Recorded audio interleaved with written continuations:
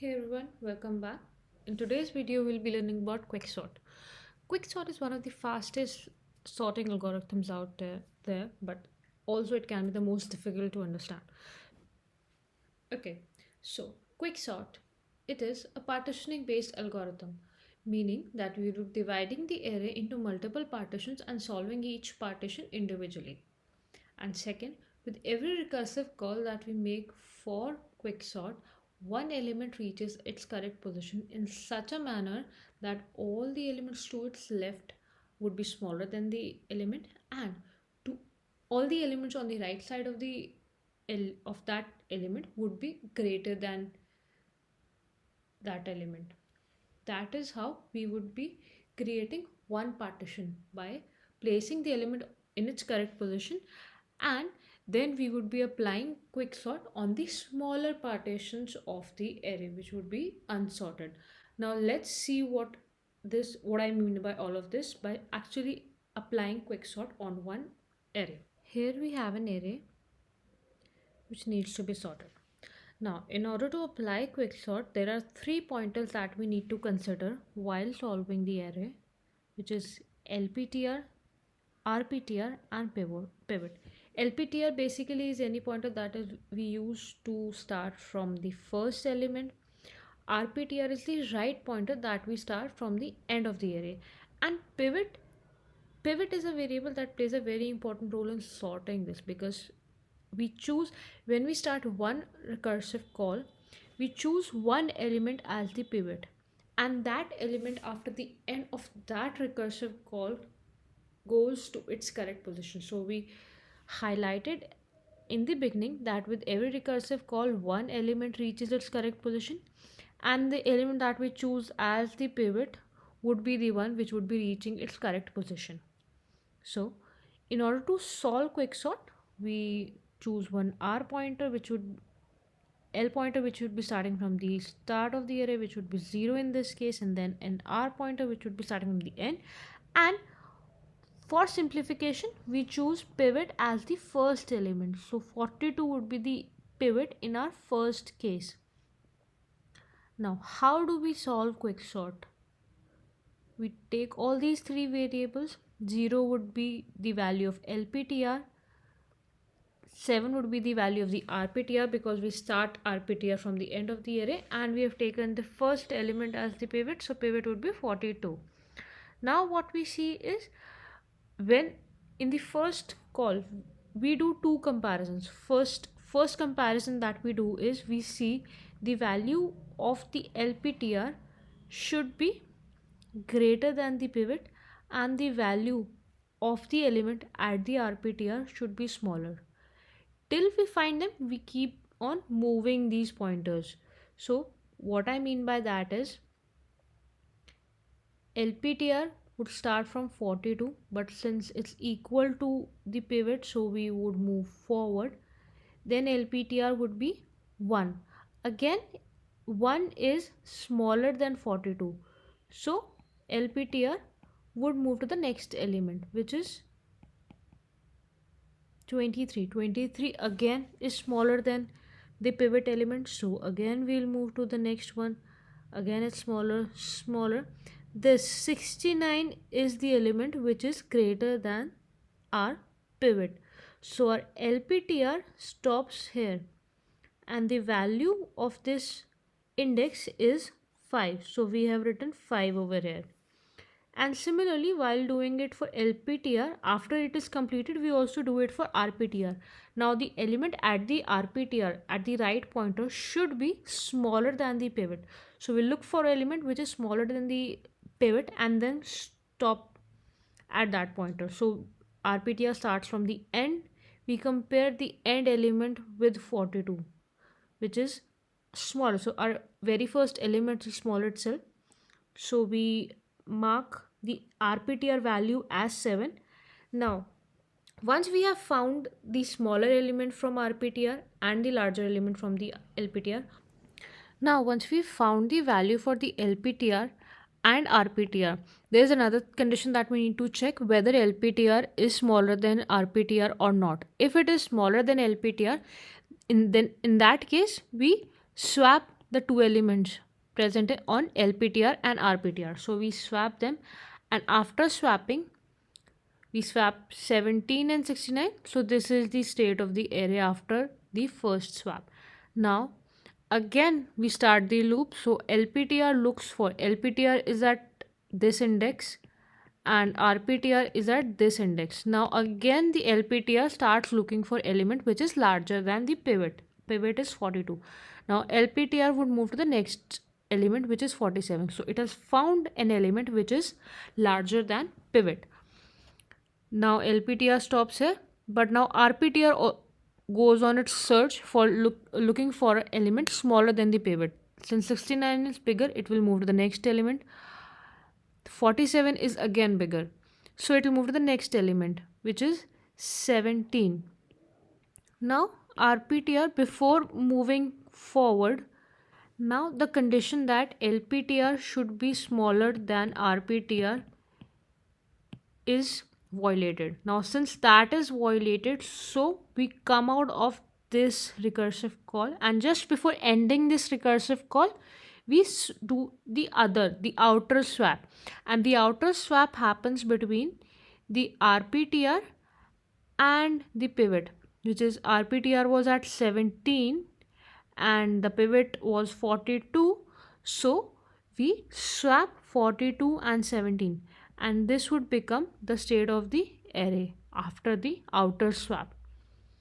And if we closely look, and this ends our one single recursive call, and if we closely look at this, so 42 has reached its correct position with respect to the entire array, and all the elements to the left of this pivot element are smaller than 42, and all the elements to the right are greater than 42.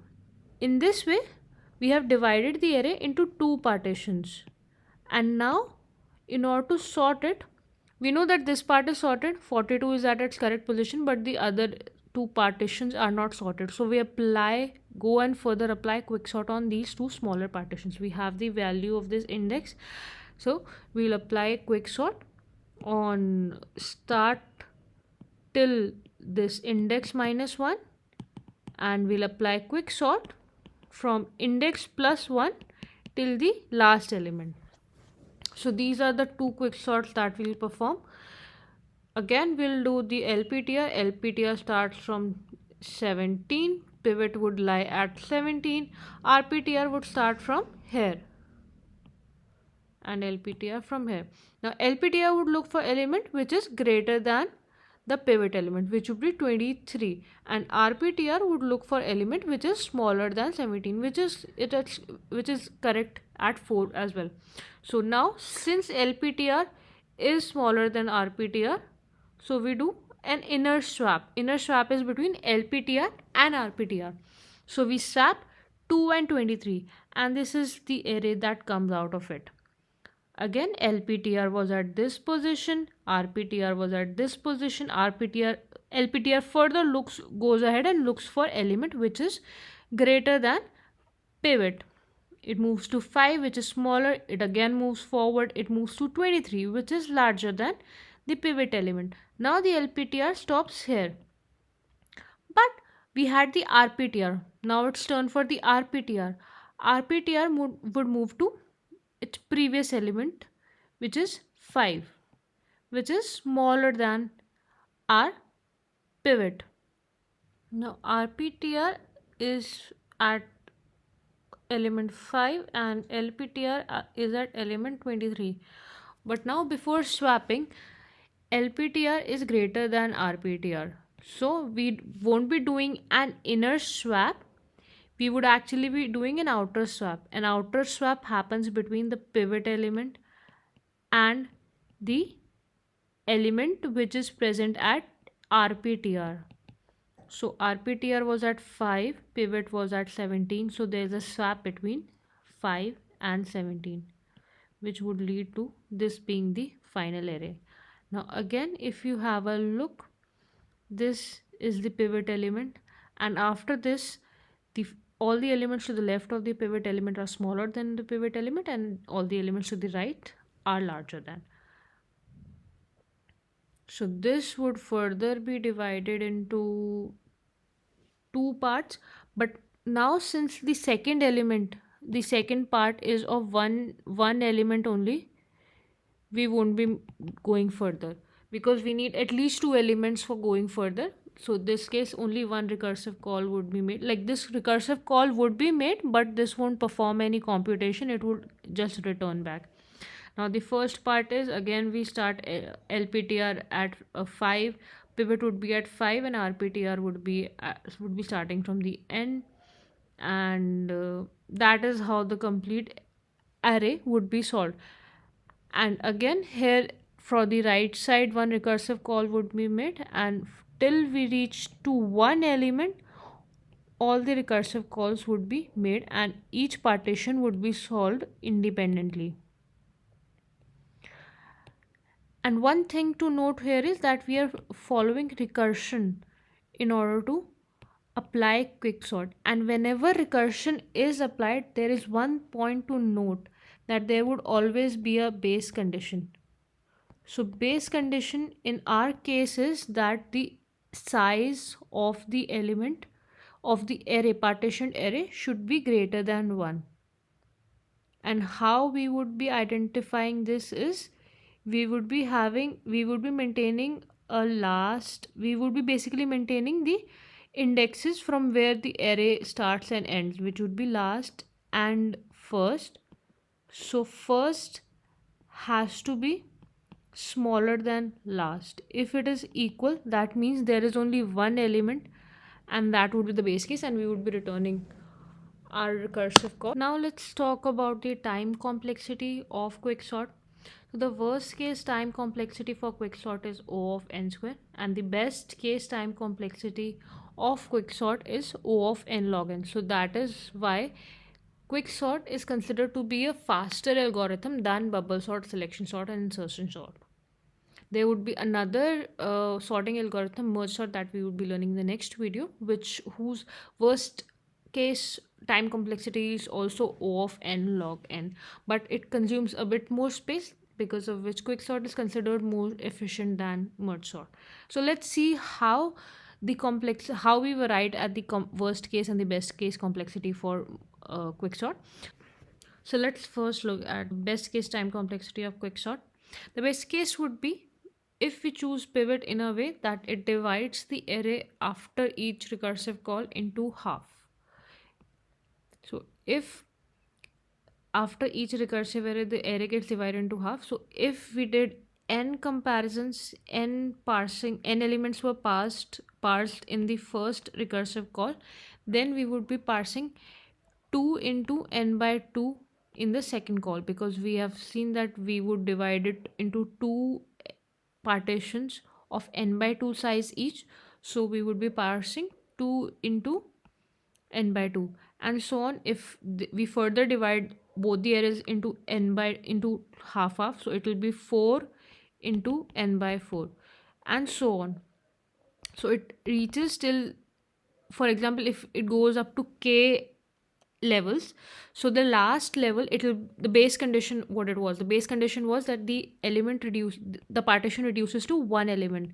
So, and if you see a pattern over here, it is something like 2 raised to power 0, n equal to 2 raised to power 0 into n upon 2 raised to power 0, and this is equal to 2 raised to power 1 into n upon 2 raised to power 1, 2 raised to power 2 into n upon 2 raised to power 2. So when it would, after k levels, it would be 2 raised to power k into n upon 2 raised to power k.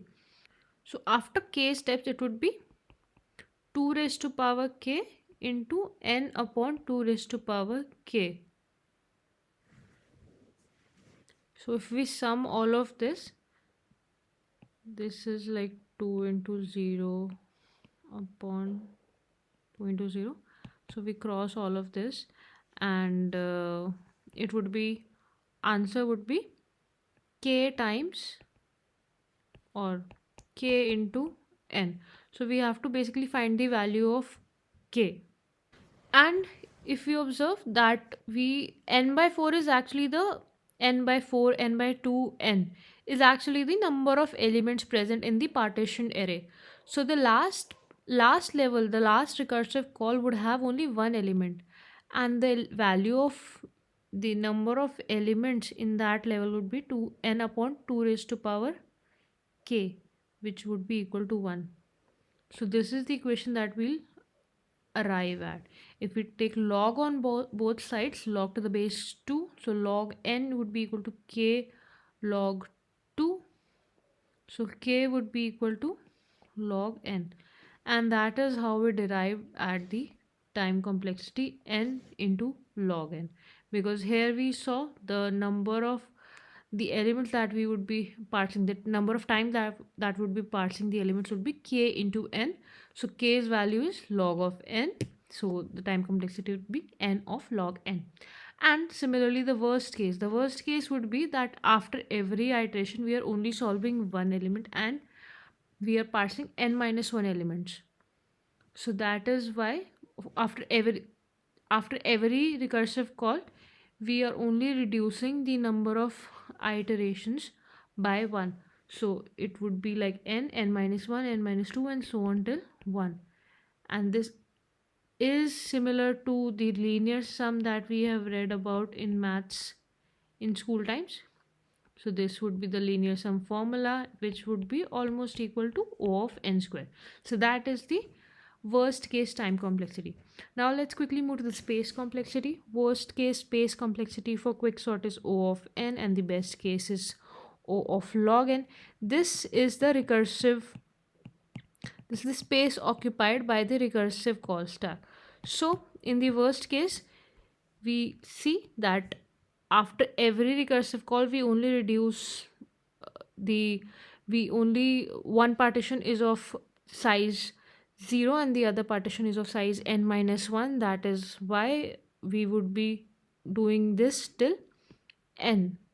So that is why there would be n recursive calls at a time in the recursive stack. So the worst case space complexity would be O of n, and for the best case, here we see that we go up till k level. We do n by 2, n by 4, and n by 2 raised to power k. So that from here we derive that the value of k, maximum space that our recursive stack can take, is equal to k, because k is the maximum number of calls that we are putting into the stack, and the value of k is log n that we have already found. So that is why the best case space complexity for quicksort is O of log n. Now let's move to the code. So here we start with a sorting function.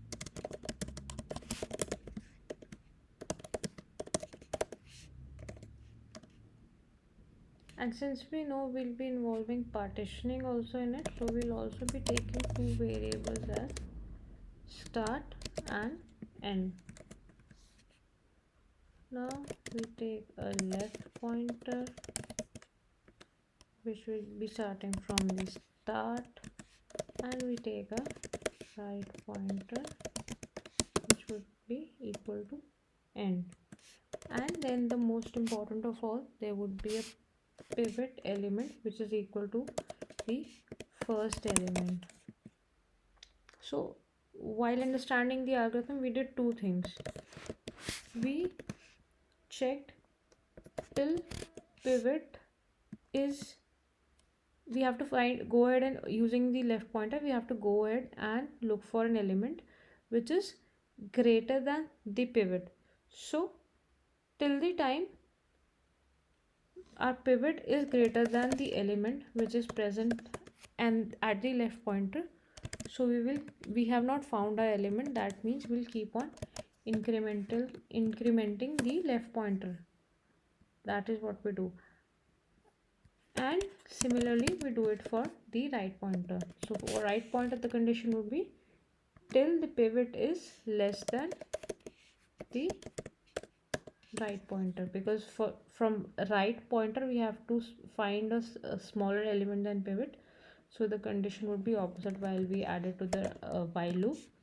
And we would be decrementing the right pointer. And the condition is not just that, there are, and once we reach our variables, so we see now there are two conditions there. One situation can be that left pointer has become greater than the right pointer. In that case, we did the outer swap, and when the left pointer is smaller than the right pointer, then we do the inner swap only. Inner swap happens between the left index, the left pointer, and the right pointer.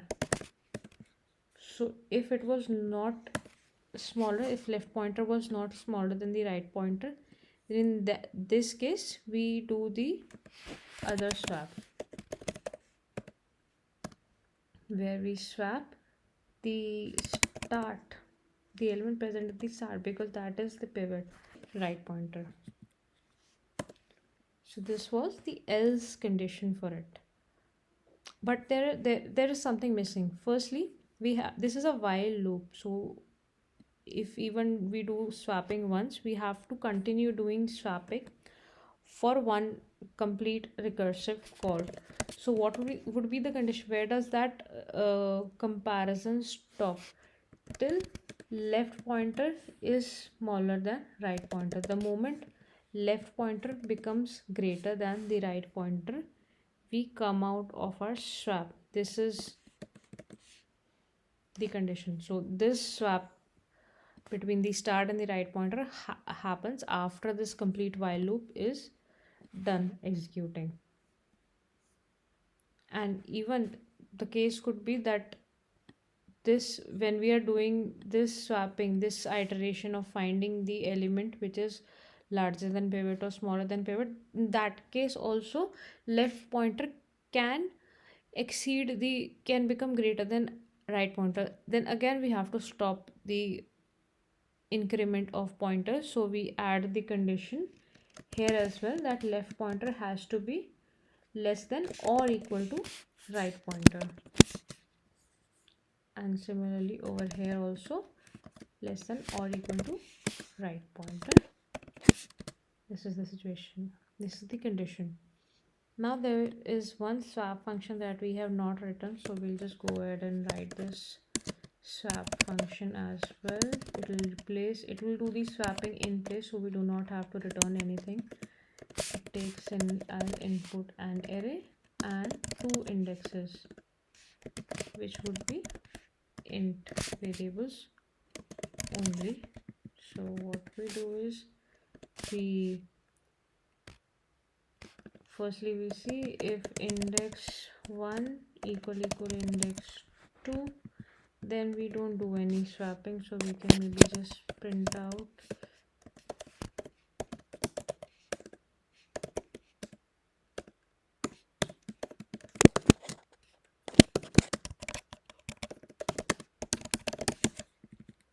and if it's not the case, then we take one temp variable, we put the first index variable in temp, and for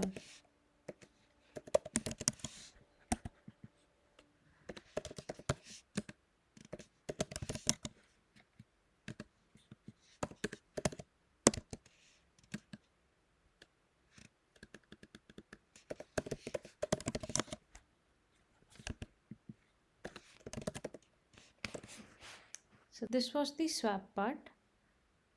And after applying the swap, we also have to do recursive calls to the smaller partition. That is, this is where we actually have found the pivot, but we also need to perform further sorting on the two partitions that we have got now. So there would be two sorting happening now to the subarray, and the subarrays would be, so we have found the index of pivot, which is the right pointer, because we did the final swapping with the right pointer. So right pointer would be the partitioning point. So what we do is we sort the array, one array starting from the start to the right pointer -1, and the other would be right pointer plus 1 till the end. Since we are doing recursion over here, with every recursion there is always a base condition which ends the recursion. So our system needs to know when to end the recursion, else we'll fall into an infinite loop. And here the recursive condition would be if start is greater than end, that time we'll not perform anything further, we'll only perform the operations, the computations. Start is less than end. Start would be greater than n when the elements, the number of elements in the array would be 1 or less than 1 or 0. So that would be the condition, and that is when we have to stop the recursive call. So let's just run the code and see what the answer would be. So yeah, this was the array that we had, and after swapping we have the final array as this one. So that is it for today's video. I hope you got to learn something. If you did, do subscribe to my channel. Thank you so much.